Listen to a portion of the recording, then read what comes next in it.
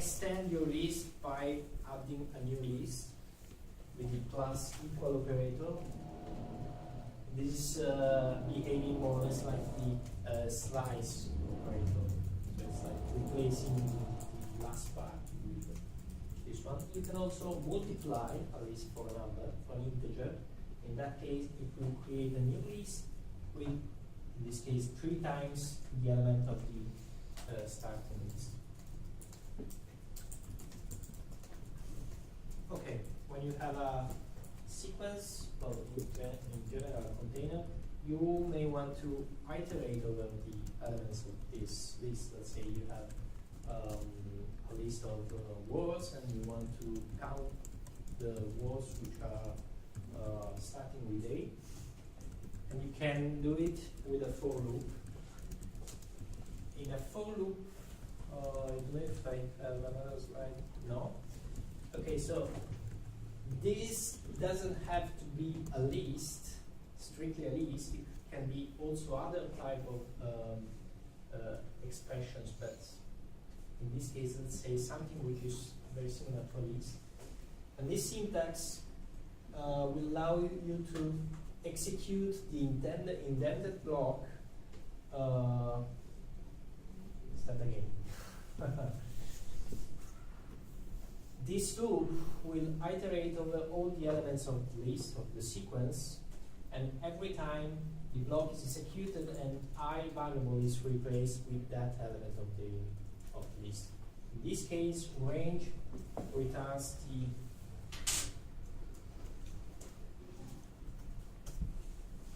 a list containing, well, only in Python 3 is probably not returning a list, but it's returning something close to a list, returning all the elements starting from 0 and 4 elements starting from 0. So, again, colon, space, block is executed over all the elements of the list, and when there are no elements anymore, the block is, the for loop is just concluded. You can exit from a loop before the end of all the elements, before evaluating all the elements with the break statement, similarly to the while loop. And in case you want to stop the execution of the rest of the block and start with the next element, you can use the continue statement. Something like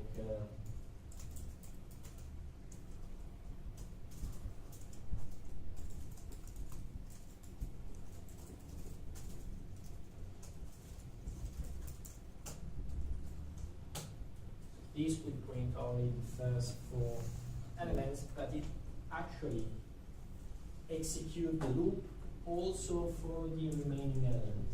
But it's the same as break. No, it's not the same as with break you go out of the for. Yeah, yeah. Okay, I will show you.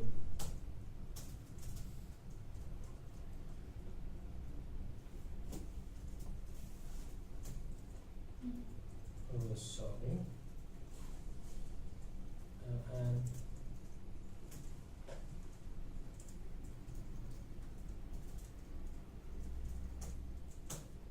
no, so I think it is not same way.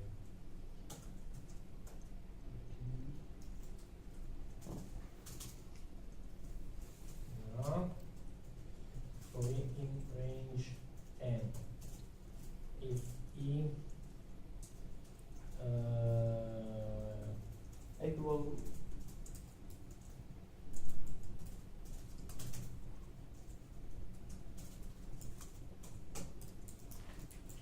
So I'm not printing 5 basically. But if I do the same, but instead of continue, in this case, after reaching element 5, this will exit from the loop in theory. If I use continue, it will skip the rest of the loop and start with the next iteration. similarly to while there's also else, right?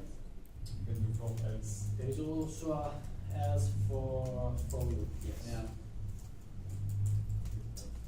So it works on lists, it works on strings. In that case, you get a character.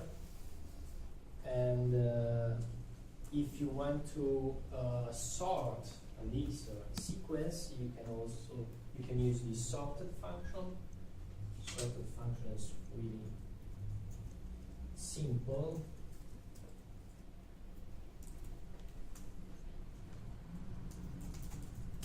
It returns a sorted list. And there is also the reversed function, which will return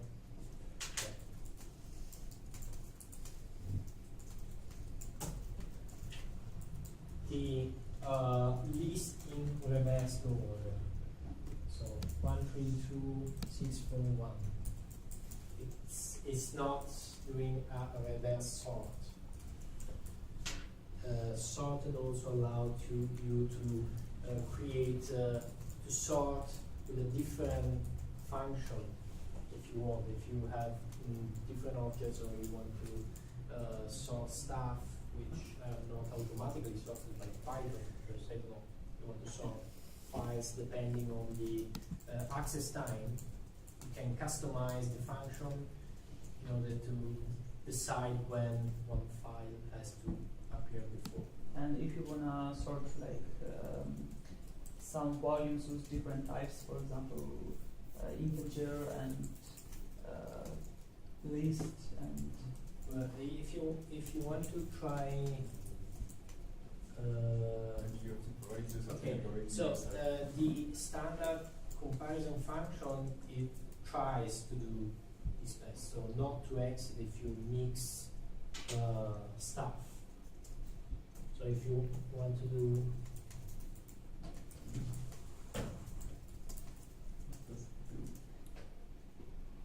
in this case, you get some kind of order. for